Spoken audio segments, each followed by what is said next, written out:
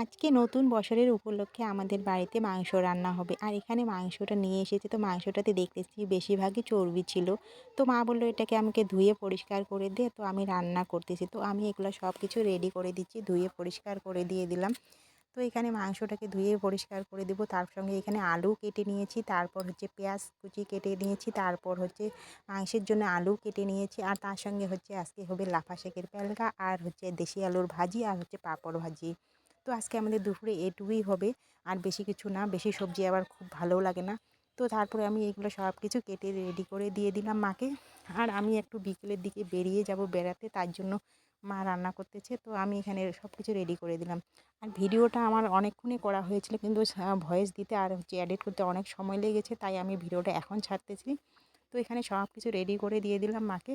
তো আজকে তো ফার্স্ট জানুয়ারিতে সবার বাড়িতে আজকে মাংস রান্না হবে জানি, তো আমাদের বলে না। তো এখানে আমি রেডি হয়ে আছি, তো রান্না একটু লেট হয়ে গেছে জন্য আমি একটু ভিডিও বানাচ্ছিলাম। তো রান্না একটু হয়নি, তো খাওয়া দাওয়া করে একটু পরে বেরিয়ে যাব। তো সবাই ভালো থাকো, টাটা।